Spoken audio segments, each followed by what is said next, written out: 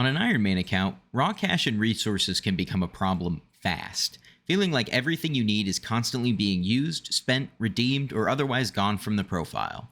In order to mitigate this, every Ironman needs to take a break from their desired goals and work on those resources. In this episode, we'll be working on those mundane grinds to improve our armor, resources, and make sure we're being efficient with time-gated content like foraging and garden visitors. With the release of Galatea's first island, gold has become even more valuable, needing well over 5 mil per day to buy out just the reptile shop. While the grinds may not be glorious, the progress is a must, so without further ado, please enjoy the video. Right. So we should just need one more Rune Blade Talisman. Oops, I fell off here. In order to make the final upgrade. So let's just keep chilling in these chill shots until I drop the last one. They're super common, like probably 10% drop rate is what I'd assume. I'll check the bestiary in a sec when I review how many of these we had to kill in order to actually get the talisman. But it's not bad. The drop rate's pretty good. If you guys see those on the ground, by the way, never, ever skip those patches on the ground that have like the white sparkles, because they're either going to give you a mudworm or they're going to give you a shitload of logs, and either of those are things that you will want. So there's the last rune blade ring. So I'm going to get the one out of my accessory bag real quick because I've got one in here, and then I've got a bunch in my ender chest. 1, 2, 3, 4, 5. And then from there, go here. Oh. There's a lot of menu jank with the new 1.21. 4, 5, 6, 7, and 8. Move this here. Huh?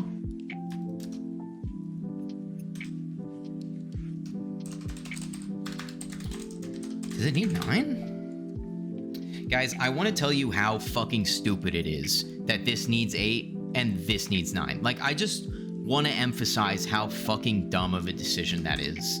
Like, okay, man, I guess it's because one's a ring and the other's not, but I guess I'll be right back with the ring, or with the fucking talisman, whatever it's called, who knows.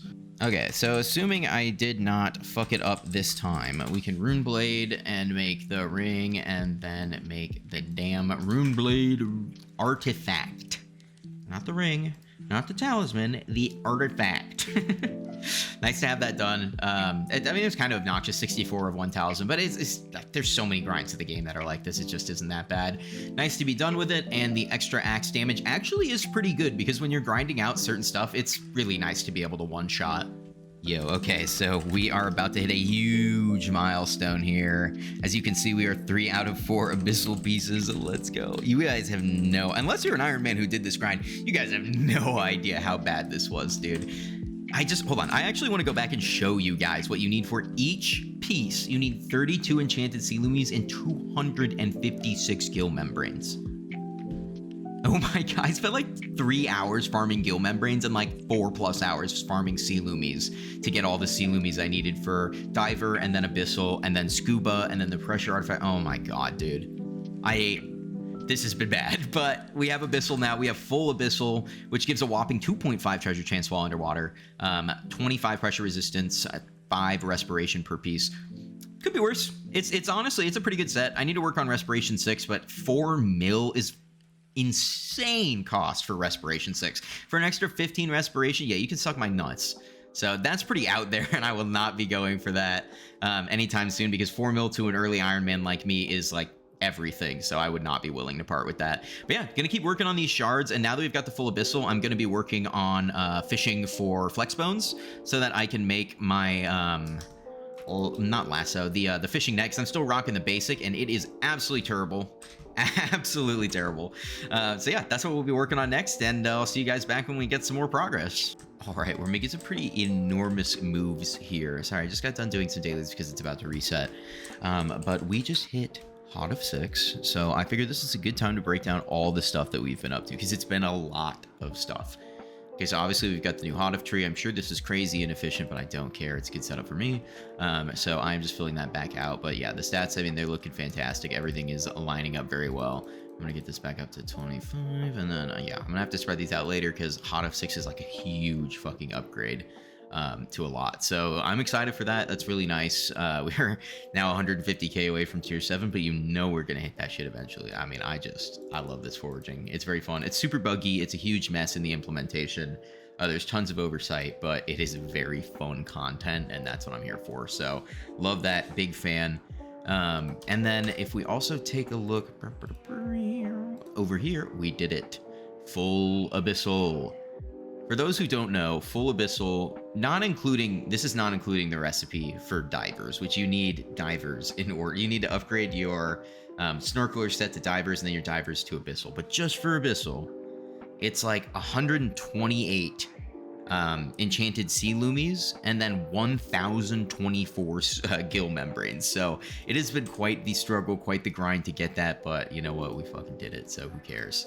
I'm gonna take off this back. Actually, you know what, sorry, I am still using this because we upgraded our fishing net to medium, but we're going to try to get that to turbo. But flex bones are very rare, and so I'm only a quarter of the way there. I've fished for about 6 hours today and only walked out of there with 16 of them, which is only a third of how many I need. So that was kind of a kick in the face. But yeah, legendary frog at level 100. We're at the point where we're like, you know, newbie little Iron Man. You know, we're getting to the point where the newbie little Iron Man graduates a little bit, where we can no longer, you know, continue to be considered super early game because, well, this is a pretty good setup.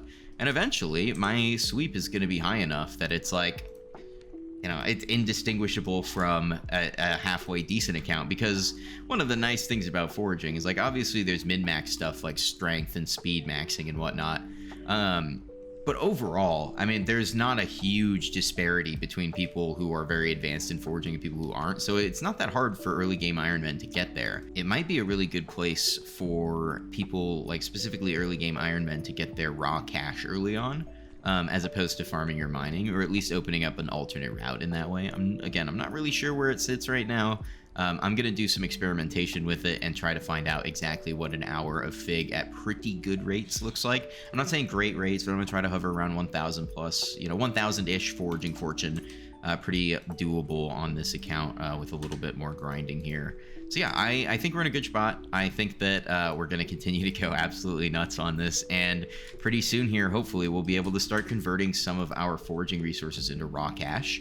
I know that I need a lot of Mancor and Figstone in order to get the Jade Dragon, but that is so... The 500 mil that I need would take so much longer than 100 of each of those that selling the resources is not a problem. All right, huge update for y'all here. I hit Foraging 45 earlier, and I decided I would hold the clip until the big ol' Hunting 20. Hunting 20 is actually huge because there are certain shards that you just straight up cannot siphon until you have that.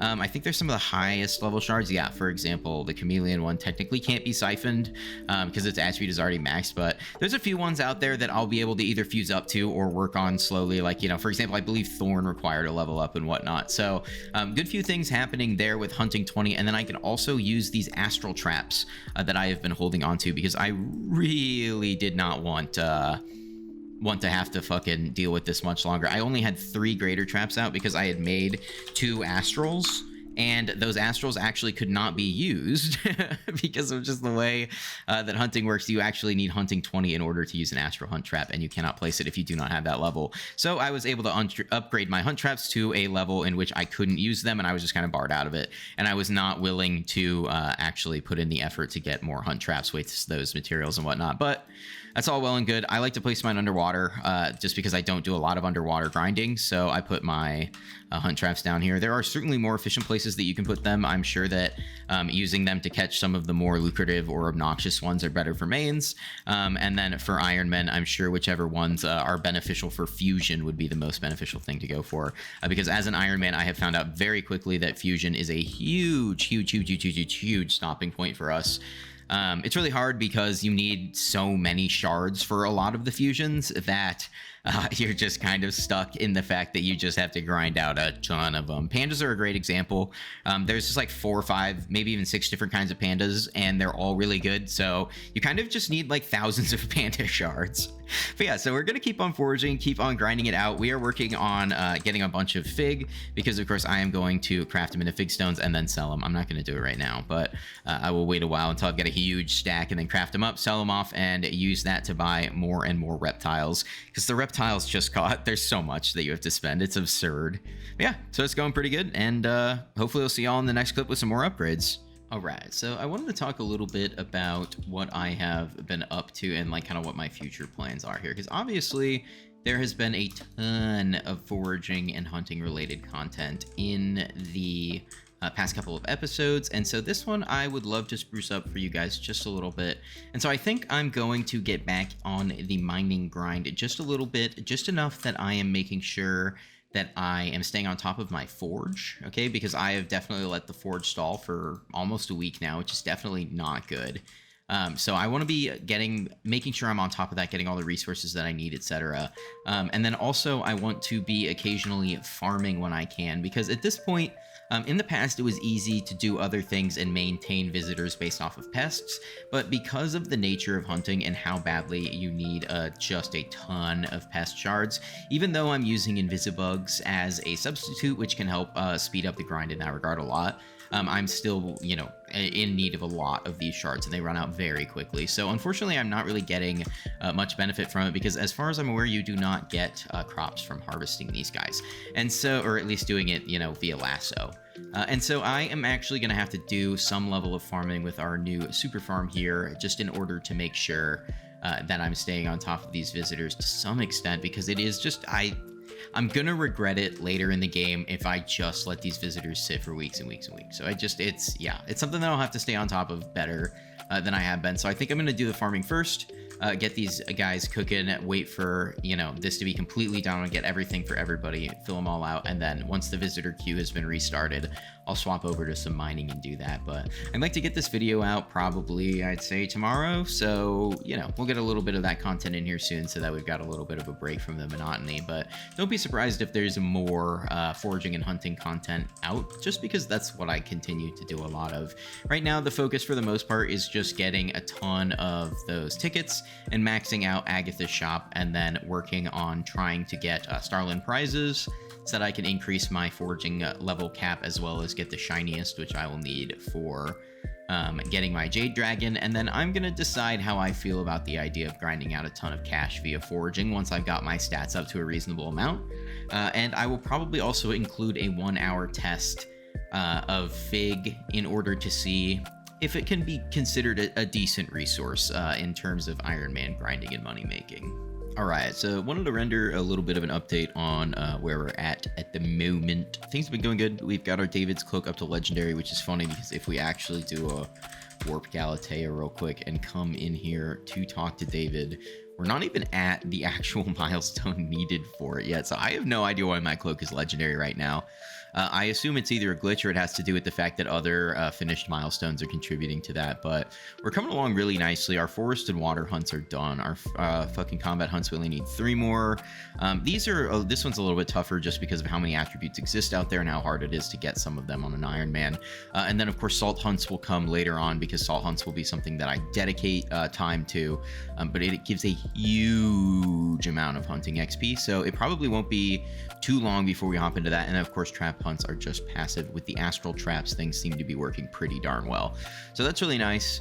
I'm really enjoying hunting, especially. I think it's really well designed, and I think it's really fun. I like that it's integrated into almost every part of the game. I think the only thing that kind of stinks is that salt rates are really low, even if I'm using like an exalted lilac or whatever.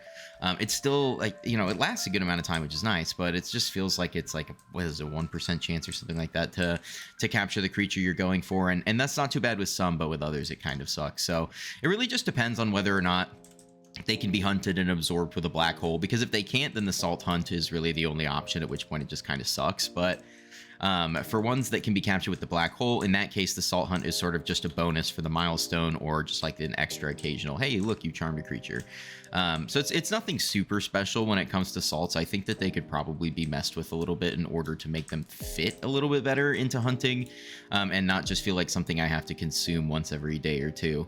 In order to get the most benefit I can out of doing everything else in the game, because there's already enough items and things in the game that I need to remember to consume, so that I get whatever buff, or I don't lose out on whatever thing, or whatever the mechanic is that exists. Man, it's been tough to find invisibugs lately. I think people are hunting them pretty avidly now. But yeah, we're working on hunting pretty hardcore. We've got, so many attributes at this point. I do not mass siphon anymore because I'm mostly focusing on fusions. There's some things in here that I absorb pretty routinely, but have just started fusing recently. So like ladybugs, I got to level 1, and now I'm just stacking up a bunch for fusions. But if we look, I mean, I've got a whole lot of stuff in here, which is good. Invisibugs, we're farming them up because they can be used either in place or in tandem with pest shards. And pest shards are annoying. I think I even talked about it in literally the last clip that I recorded like last night. Like, pest shards are very frustrating. Like, you can get a lot of them is the crazy thing. Like, you go to your garden, you know, after a night of AFKing, and you've got 9 pests in your traps and 8 pests in you know, in the garden just from spawning from inactivity. And so you've got 15 pests. Let's just pretend like we're lucky as a duck and we've got 100 hunter fortune, so we get to double every single one. Well, that's still only, what is it, 9 plus 8, so 17 times 2, 34. That's 34 pest shards. That's 7 fusions. That sucks, bro.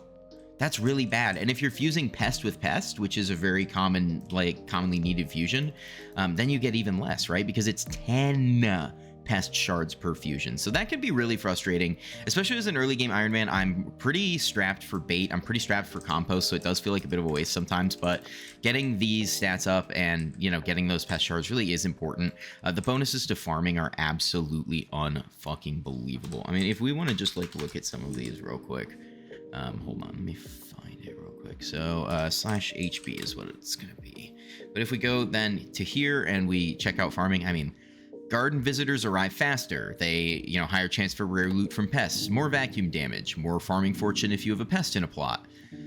Better, you know, higher chance at better visitors, increased chance to get crappie squash or fermento, more copper, farming fortune at night, farming fortune during the day, farming wisdom, and then this thing for a chance called something called a warty, which basically is one of those things like fine flour or exportable carrots, where you take it to Caroline or whatever her name is, and she will trade you, I think, like 1,200 of them for a small amount of XP and some farming fortune. So, I mean, we'll get there eventually. It's really annoying. I have not found a sack that warties go into, and if that's the case, what the fuck, Hypixel? Like, chill out, like, get a hold of yourself. Things need to go in sacks. There's no reason I should have to juggle like 2,000 of an item in my fucking inventory and constantly filling sacks and stuff. But overall, the farming aspect of things is pretty darn powerful, and so being able to get this bonus passive 50 farming fortune at all times, and, you know, having the farming fortune from other spots, the gardens, you know, visitors appearing faster, all that stuff, having these bonuses is going to go a long way when it comes to farming. And then the same is kind of true of mining, but honestly, I personally believe some of these mining effects just kind of suck. Like, some block fortune, some mining speed, a little bit of Hodom XP. The rest of these are kind of obnoxious to get, and even if you do, they just do not give you that much.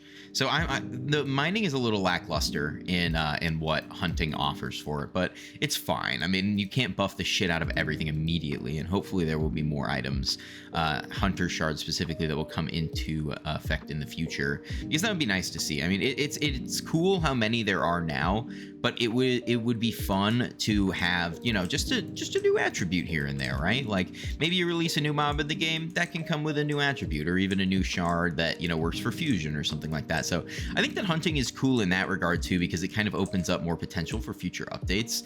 It opens up more potential for them to say, oh, you know what, actually we could do this, or, you know, we could have this mob that does this, or even, you know, trying to tie things together thematically, right? Like, you know, Kudra doing vitality or whatever. Well, you know, maybe they add another vitality shard, right? And they add that one to like Blaze Slayer mini bosses, right? There's so much potential there for them to add shards to other things. I think that's cool. It gives them lots of drop table opportunities, and it also gives players something more interesting, or at least, you know, additional to go for. So it's unfortunate what happened to Kudra with, you know, its profit rates, but at the same time, it was like absolutely exorbitant how much money you could make in a good Infernal group. So it may not be a terrible thing, but I can understand the frustration of Kudra players. But hopefully, with some rebalancing and maybe the addition of a couple more shards, Kudra will find itself in a decent spot again in the future. Yeah, I feel like I've rambled on enough. We're doing nothing crazy. Nice signal enhancer. I didn't even notice that. We're just, you know, same old, doing foraging. I've placed, you know, legendary so many times. Like, I just do every contest that I can, basically, and I'll place, you know, somewhere rare or higher, but I usually go for legendary every time. And then what I'll do is I kind of have this like little figure out that I run my figure out, and then I check my spots where I have waypoints for bugs. no invisibug, then I will hit like the trees nearby that I know are good. So like I know this one's a small tree, so I'll hop up here and I'll cut it all. And like throwing my axe is worthless just because like jumping helps the frog pet because you jump in for 20 seconds you get a foraging boost. But then also throwing your axe just has penalties, and it's not worth wasting your ultimate enchantment slot on missile just so that you can have a smaller penalty on the axe throw. I am a little bummed too because the Hotif perk homing axe is just completely broken. It just fucking doesn't work at all. Like, and I'm not kidding, by the way. Like, it actually doesn't work at all. If you throw like directly into something or directly next to something, it's not gonna hit like most of the time. See, that's supposed to be a homing axe. This axe is supposed to home in on wood. And it just, it cleaves right past. I mean, it'll even like you see how close that was? Totally busted, dude. That completely sucks, honestly. So I guess you could use axe toss or whatever it is that removes the penalty, but like seriously, don't bother. Like throwing your axe is almost completely pointless. It's better in my mind to scaffold than it is to actually try to throw your axe, or to throw your axe from scaffolding is not a bad idea either. Like I do this sometimes because axes seem to go through more from the bottom end than from the top end. So if you throw from the top of the side, it seems like the axe throwing actually works better mechanically. I don't know if that's the same with Picobulus, but it probably is. Anyway, this is a fucking 8.5 minute clip, so I'll probably stop monologuing now so that this episode doesn't become too long, but you'll probably see me again for 1 or 2 more clips. We've been working on a little bit of mining, a little bit of farming, a little bit of stuff on the side, but I'd love to render an update for you guys on that, show you where we're at, show you how our forge is looking, our farm is looking, all that good stuff, and then go from there. So I will see you guys in the next clip, which may be the last clip. I don't know. We'll see based on how long this video ends up being. But yeah, we're just going to keep working away and chipping away at all the things that we need to do and trying to be at least somewhat efficient in not ignoring garden visitors, forge, and passive things like that. All right, and then a little update here. I have been working away at a couple of things farming related. So obviously we are working on fermento, which means that we need cactus, mushroom, sugarcane, and is there a 4th thing that I need? The 2 types of mushrooms, the sugarcane. Oh yeah, and mutant netherwort. So I've got netherwort, mushroom farm, and a cane farm. I don't have a cactus farm, so I'm just doing it through mites. But you only need 25 cactus, so that's like actually like 25 enchanted cactus is relatively easy through mites. It'll only be a couple hours of work.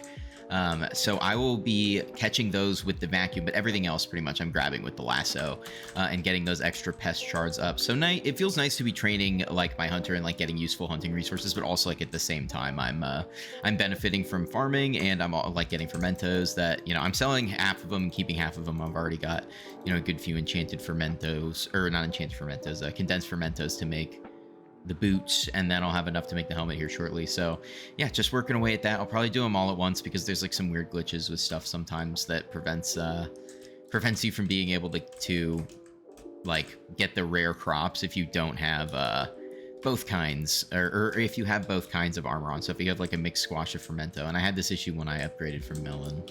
But regardless, what I'm doing right now is I'm actually clearing out my old mushroom farms, red mushrooms, on just like basically 3 or 4 of these transitions, or 3 or 4 of these rows, so that I can replace them with brown mushrooms, because I need as many brown mushrooms as I need red mushrooms, and I just didn't really think of it when I was planting it. But it'll be useful to have about, you know, maybe a third to half of the farm, yeah, basically half of the farm as red mushrooms, and then the other half can be brown mushrooms. And basically the way I'm doing it is it's kind of obnoxious because I don't have, you know, like paste presets and stuff, so I can't really fix this.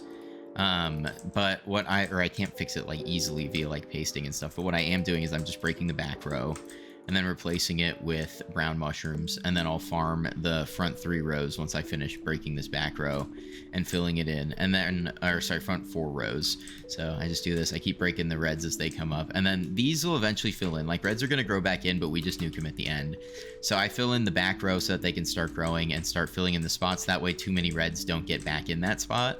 And then I just kind of place them like this. And then, yeah, I'm going to go down the line and I'm going to knock out all of these red mushrooms, replace them with brown mushrooms, and get that going, because, you know, you need a lot of them. So it was just straight up a huge oversight on my end to do it this way. I guess I thought perhaps that I would be making a second mushroom farm that had brown mushrooms or something like that, but I don't really feel like doing that. And the more that I think about it, I'm like, the more that I'm like, this farm is infinite as fuck, and it's very large, so there's no reason why it couldn't be both. It'll just take the occasional transition, the occasional shift click, which is not hard to do.